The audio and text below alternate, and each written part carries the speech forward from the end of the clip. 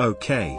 So, you're probably aware of that one Higglytown Heroes episode where Fran had a nightmare in which Higglytown blew up and turned into a zombie land and the Higgly kids were next, but there was an even worse episode that I encountered.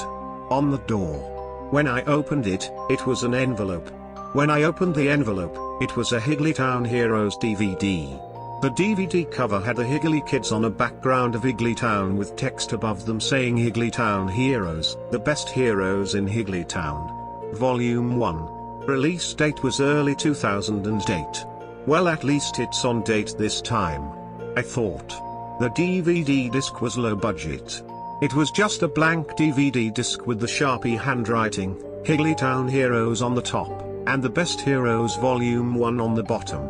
I decided to finish watching the movie, and then after that I put the disc inside the portable DVD player. Another bad mistake I've done. The FBI warnings came up, and they were normal. The Walt Disney Home Entertainment logo then came up, but it got really creepy. The background was red, the text and arch were burnt, the arch was on fire, and when the orchestral note hit, which sounded demonic, a crowd screaming can be heard in the background. What? This is worse than Last Encounter, I thought. Then it showed some previews which again, like Mickey Mouse Clubhouse, JoJo's Circus, Stanley, Handy Manny, Special Agent Oso, and Jungle Junction. After that, it went to the main menu. The DVD menu had the Higgly kids in Higglytown with each button on top of them. The buttons were, Play All on top of UB. Episode Selection on top of Wayne, Bonus Features on top of Twinkle, Setup on top of Kip, Sneak Peeks on top of Fran. I chose Play All to watch all of the episodes. There were multiple episodes playing and all of them were from Season 1. It started with Up a Tree and ended with A Really Hot Day. There was an extra episode, but it was really unlike the others. It might be worse than the last one. Before that, there was a warning. Warning, the following episode was created by Ezio Goodman and written by Zoe Gravestone, who teamed up to make this episode in promotion for Final Destination 3. It contains violence, screaming, swearing, and more. Viewer discretion is advised. Oh God, this can't be good, I muttered. The intro then played, but when the earth egg opened up, the sky was orange, and the singing became demonic. But no one in Higglytown noticed, though. Then came the show's logo, but the sign's letters were black and around it was red, the purple outlines were brown and the lights were broken. After that creepy intro, the episode began with the title card. But it wasn't right. The title card read out, The End of Higglytown, but the person who read it did not sound like any of the Higgly kids. Rather sounded like a 16-year-old man. Also, the playful music was replaced by the Paramount Closet Killer theme extended version. The title card's egg shook, but there were sounds of explosions, then it opened up to the Higgly Clubhouse in the morning. Guys, guess what? Twinkle asked. It cut to an excited Twinkle. The US Acres from Jim Davis are coming to our house. The Higgly kids were excited. They've never met the US Acres before. Fran asked, Who are the US Acres? Wayne was about to say something when there was a knock on the door. I'll get it. UB told them, as he hopped to the door. He opened the door to see the US Acres. Well, they're here. He called. Hi. Orson Pig greeted. Hello. UB greeted back. So, are you ready for this? Kip asked. Yeah. The US Acres exclaimed. Good. Just sit at the table and if there's not enough chairs, grab some extras. UB informed. As Wayne checked the fridge, he was surprised. All there was in the fridge was bacon. Guys? Wayne asked. There's only bacon in the fridge. Orson Pig was not happy. Because he knew that pigs were needed for bacon, and he was a pig. So, if he ate that, that would be cannibalism. But I can't have bacon, he exclaimed. I'm a pig. Oh no. Wade Duck gasped. Where are we going to find food that we can actually eat from? Guys, calm down. I know somewhere. Twinkle thought. It then faded to the Higgly kids and the US Acres arriving at Walmart. I've never seen them go to an actual store in Higglytown before, I thought. Here we are, Walmart. Twinkle told them. I have never been to that place before, Roy gasped. I have heard that this place is totally worth it, Twinkle gasped too. Well, let's head in. The Higgly kids and the USAkers were excited to see what Walmart looked like. And it was. They were all amazed at how good Woman looked like. Wow wow wow, Booker gasped, making a wow wow Wubsy reference. Well, let's head to the grocery. When they arrived at the grocery, it was cold. Let's split up and quickly get what we need, Rory reminded. It then showed a 30-second montage of the gang getting the food later. Fran was about to say something. All right. Now where do we? But before she could finish, the ease alarm played in the speakers. What is going on? Wayne asked. Then an announcer spoke which sounded like Rob the robot. Which says, the following message is transmitted at the request of the United States government. All normal broadcasting, radio broadcasting, and even more has been discontinued during this alert. There is an asteroid that is named Anti-Higgly Meteor, that is going to hit the planet, and it'll cause severe damage to vehicles, buildings, and even more. Seek shelter immediately. If there's no shelter available, get to the public shelter. If you don't have a vehicle, then get to a bus stop, or a taxi cab stand, or a tricycle or a motorcycle and ask to get to the public shelter. If you're not able to find one of the after-mentioned things, then run to the public shelter as quick as possible. Do not panic, remain calm. Panicking will make this disaster worse. So, stay tuned for more information about this situation, and good luck seeking shelter. Orson was about to scream, but luckily, Twinkle covered her mouth and asked, did you listen? Panicking will only make it worse. Okay. But we need to head to the checkout. Orson thought. They then headed to the checkout. And they headed out of the Walmart.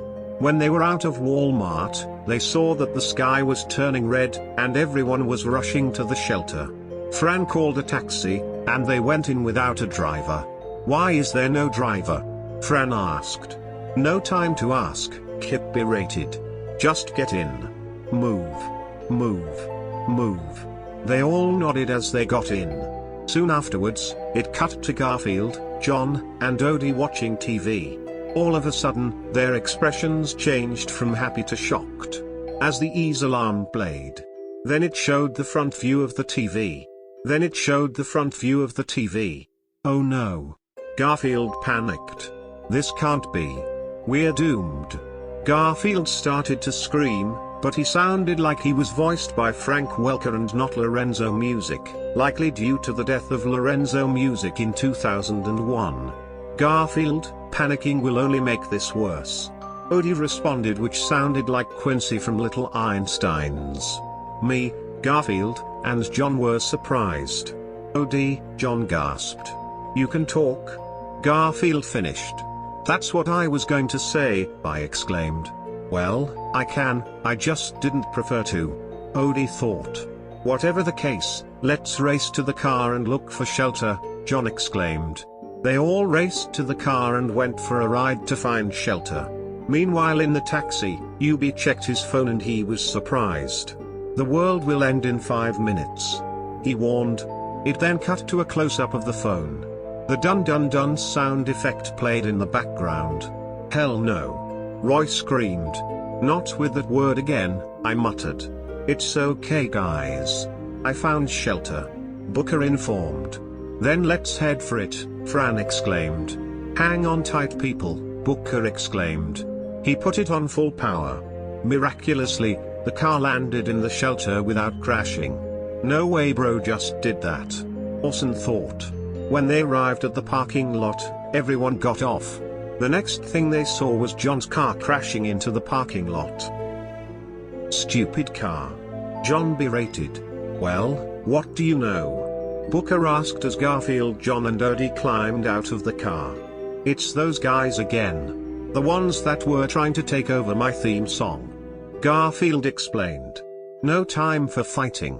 The world will end soon. Fran berated.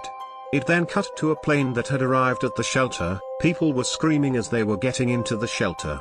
It then cut to many Film Roman and Playhouse Disney characters, as well as mascots for logos, arriving at the shelter. Like the Mickey Mouse Clubhouse Gang, the generics from Bobby's World, the Little Einsteins, Eek the Cat, Jojo, and Goliath, the Wild Brain Eye, the Happy Nest, and the Playhouse Disney Sun and Bird. Soon afterwards, it cut to everyone at the shelter. "We're glad you've arrived." Wayne relieved. "Say, who are these people?" Booker asked. Then they all greeted themselves. After greeting themselves, the USAkers and the Higgly Kids introduced themselves.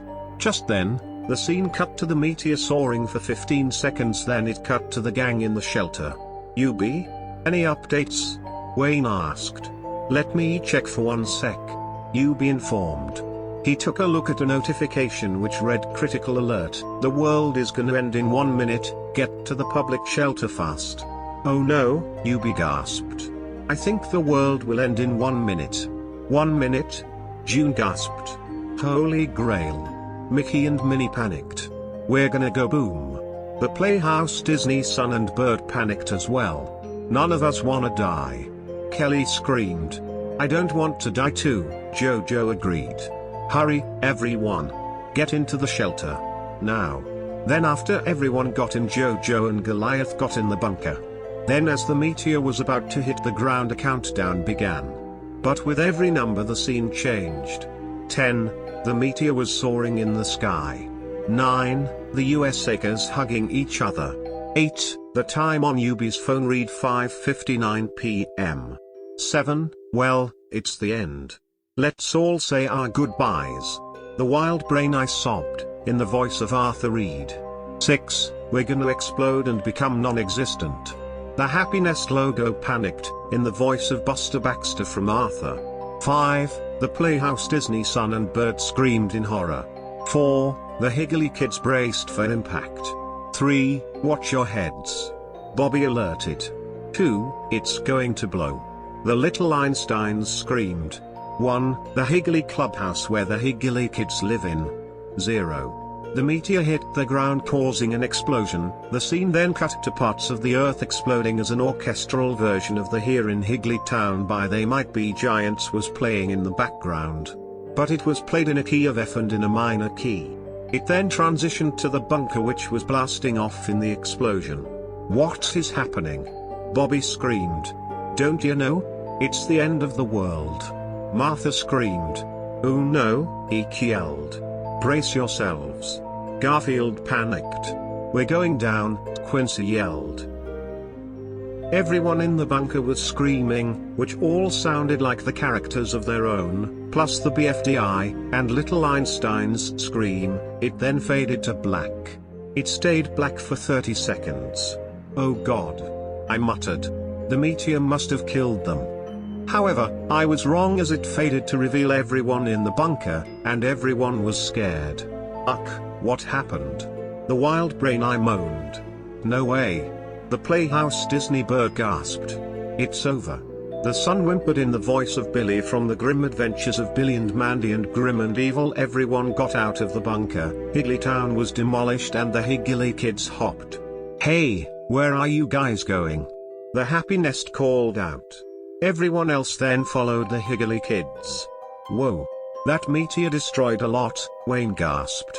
"It even destroyed the tree and the hills of our logo." The Playhouse Disney Bird pointed out, which she sounded like Mandy from Grim and Evil and the Grim Adventures of Billy and Mandy. It then cut to the Higgly Clubhouse on fire with firefighters putting it out and with the Higgly Kids there. "What happened to the Higgly Clubhouse?" Wayne gasped.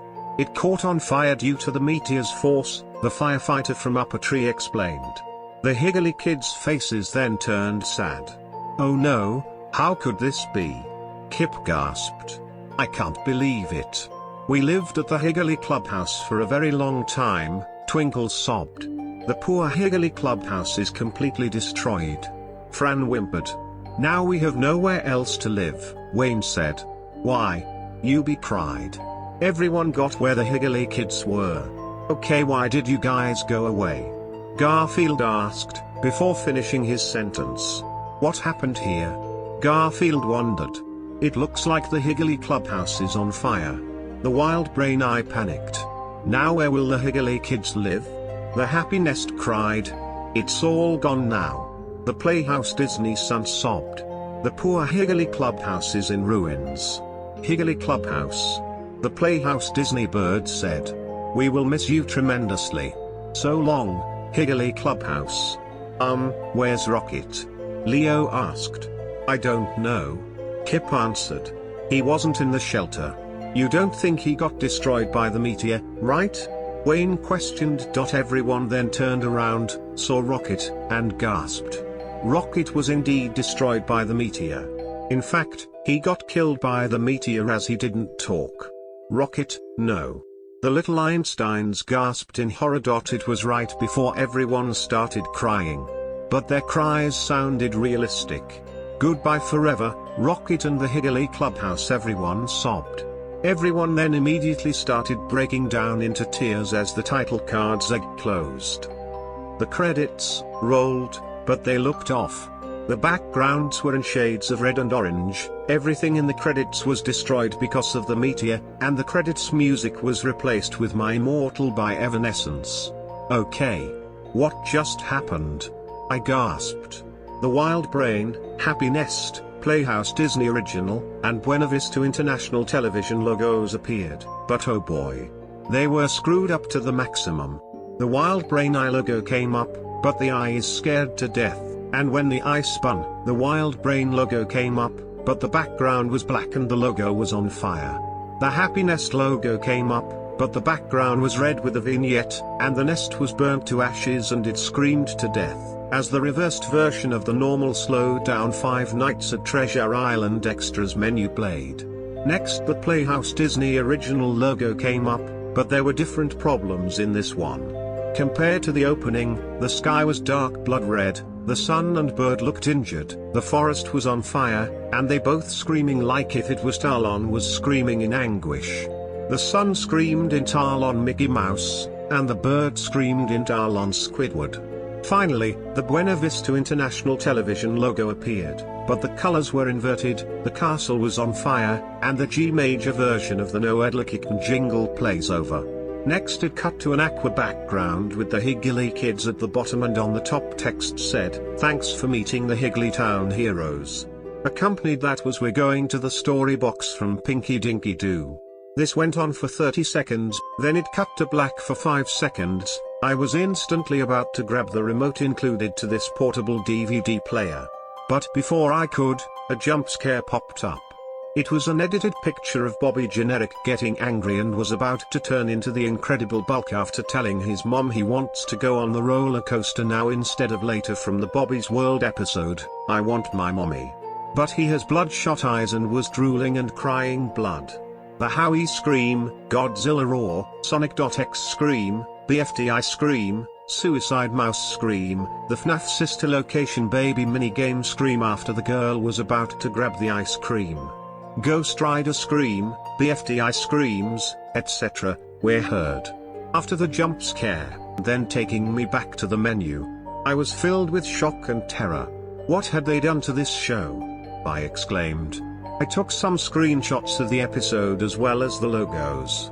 Then I recorded the episode and posted it to the Internet Archive before I showed it to Mommy. She believed me and we donated it to Goodwill. I then emailed Disney Junior about what happened.